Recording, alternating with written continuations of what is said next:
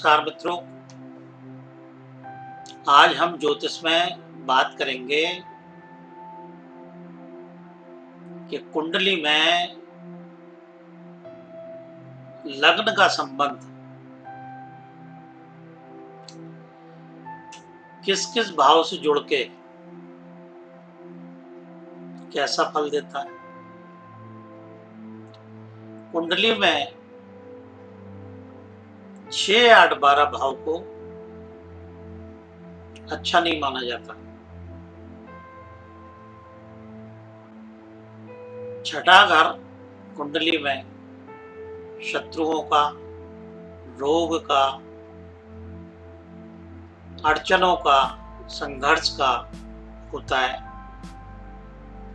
तो आज मैं जो बात शुरू करने जा रहा हूं वो छठे भाव की करने जा रहा हूं। छठा घर हमारे जीवन में संघर्ष का होता है, मेहनत का होता है, मेहनत करने की क्षमता का होता है।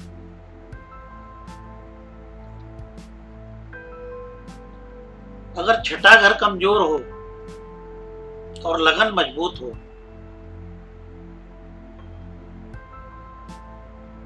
तो उस व्यक्ति के शत्रु भी मित्र बन जाते हैं।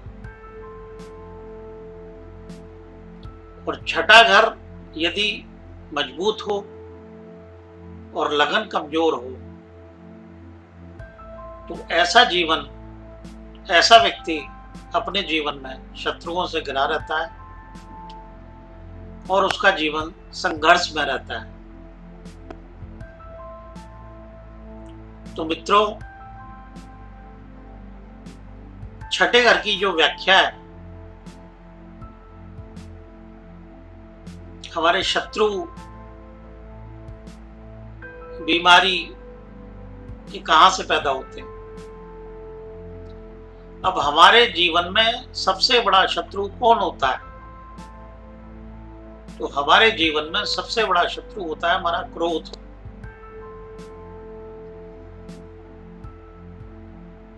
अहंकार और लोभ, ये तीन हमारे ऐसे शत्रु हैं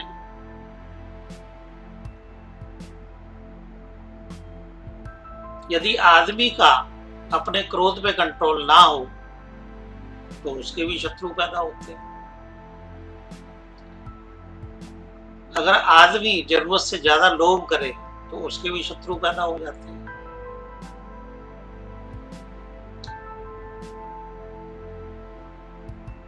अगर आदमी अहंकार से बात करे, किसी को नीचा दिखाने की कोशिश करे तो भी उसके शत्रु पैदा हो जाते हैं।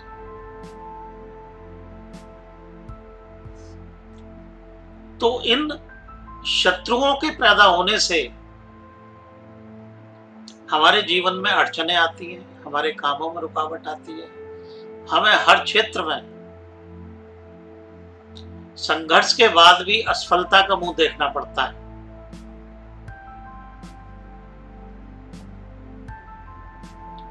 और दो बातों पे गौर करने की यहां जरूरत है कि कुंडली के अंदर पहला जो त्रिकोण बनता है वो 2, 6, 10 का बनता है। दूसरा भाव हमारे कुटुंब परिवार का, हमारी वाणी का। तो जब हमें क्रोध आता है तो हमारी वाणी उसी प्रकार से हो जाती है।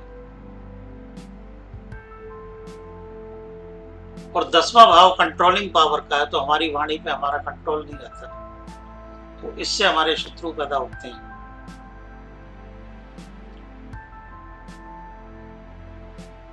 इसी तरीके से जब दूसरा भाव खराब हो और छठा भाव भी खराब हो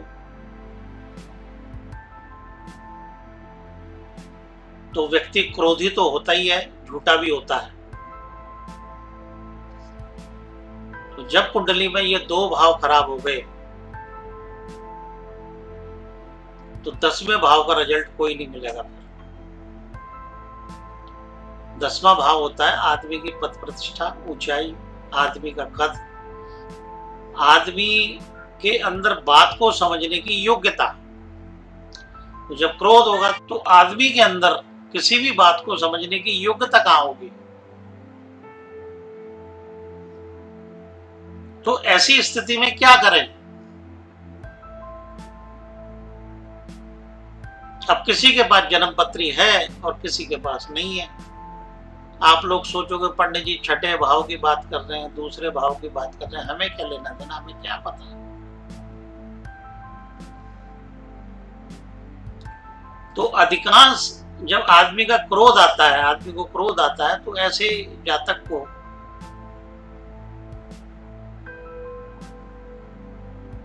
ब्लड प्रेशर भी बढ़ जाता है,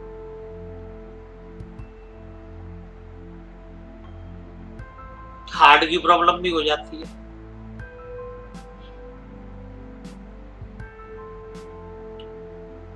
तो ऐसी स्थिति में ना आदमी संघर्ष करने के लायक रहता, ना मेहनत करने के लायक रहता।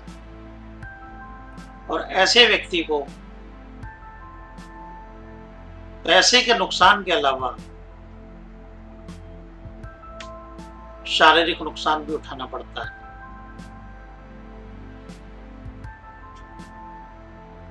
तो मित्रों, अगर किसी की कुंडली ना हो और उसके साथ ऐसा हो रहा हो कि उसे बात बात पे गुस्सा आता हो, या ज्यादातर उसके काम गुस्से में बिगड़ जाते हो, या उसके गुस्से के कारण लोग उससे शत्रुता करने पे उतारू हो जाते हो या शत्रु बन जाते हो, या जातक में बेवजह अहंकार आता हो, किसी को नीचा दिखा रहा है, किसी से झगड़ रहा है। कुछ लोग होते हैं जिनके 2, 6, 10 भाव खराब होते हैं, तो वो लोग घर में शेर और बाहर गीदड़ होते हैं, वो कमजोर को दबाते हैं, क्योंकि घर वाले तो कुछ कह नहीं सकते और बाहर वालों से पिट के आएंगे। तो ऐसी स्थिति के अंदर जब ये सब गुजर रहा हो तो जातक क्या करे। जातक उड़ने वाले पक्षियों को सीजन के हिसाब से, जैसे आजकल गर्मी चल रही है तो गर्मी में पक्षियों को बाजरा नहीं डालना चाहिए, साबुत मूंग डालें। साबुत मूंग रात को भिगो दें, वो डालें। मकई का सीजन हो तो मक्के को रात को भिगो के सुबह पक्षियों को डालें। सर्दियों का सीजन हो तो बाजरा रात को भिगो के सुबह पक्षियों को डालें। तो इस तरीके से पक्षियों को जब हम भोजन वितरण करेंगे तो हमारे क्रोध, लोभ, अहंकार ये तीनों ही नष्ट होंगे, क्योंकि छठा भाव उड़ने वाले पक्षियों का होता है। शायद अब तो बहुत पढ़े लिखे लोग हो गए, जमाना बदल रहा है। आज से 50 साल पहले चले जाओ तो लोग सुबह उठते ही, और आज भी, पहले पक्षियों को नहा धो के भोजन कराते हैं, दाना डालते हैं, जैसी जिसकी श्रद्धा होती है। कोई साबुत मूंग डाल रहा है, कोई मकई डाल रहा है, कोई बाजरा डाल रहा है, कोई गेहूं डाल रहा है। तो ये तीनों, ये जो वस्तुएं हम उड़ने वाले पक्षियों को जो खिलाते हैं, इससे हमारा छठा घर सुधरता है, छठा भाव। और उस भाव के सुधरने से हम में संघर्ष करने की क्षमता पैदा होती है, क्रोध शांत होता है, बात करने का सलीका ठीक हो जाता है, और अपनी बात करते समय व्यक्ति को अपनी इज्जत का ख्याल आ जाता है। तो मित्रों, यहां मैं एक बात और कहना चाहूंगा कि जो व्यक्ति इज्जतदार कौन होता है? इज्जतदार वही होता है जो व्यक्ति अपनी इज्जत से डरता है। जो व्यक्ति अपनी इज्जत से नहीं डरता उसके लिए क्या तो इज्जत और क्या बेइज्जती। तो दोस्तों, आज मैंने आपको छठे भाव के बारे में कुछ जानकारी देने की कोशिश की। मुझे उम्मीद है कि इस जानकारी को अमल में लाके आप लाभ लेंगे और अपने जीवन को सुखमय बनाएंगे। इससे अगली बार हम जो बात करेंगे वो 8वें भाव की करेंगे, उसके बाद फिर 12वें भाव की करेंगे। जिन व्यक्तियों को क्रोध ज्यादा आता हो, तो इस शुभ अवसर पर मैं आपको एक मंत्र बताना चाहता हूं। इस मंत्र के जाप करने से आपके जीवन में बदलाव आएगा, शुभ रहेगा। और जब आप इसे जपेंगे तो इसके चमत्कारिक परिणाम आपके सामने आएंगे। तो दोस्तों, ये सावन के महीने में इस मंत्र का जाप करें जितना भी संभव हो सके। ये मंत्र आपके उन्नति के रास्ते खोलेगा। मंत्र है ओम शिवाय नमः तुभ्यम। जो व्यक्ति पूरे श्रावण मास इस मंत्र के साथ भगवान शिव को गंगाजल, जल और कच्चा दूध डाल के स्नान कराता है, वो समस्त पापों से मुक्त हो जाता है। ऐसी शास्त्रों की मान्यता है। तो दोस्तों,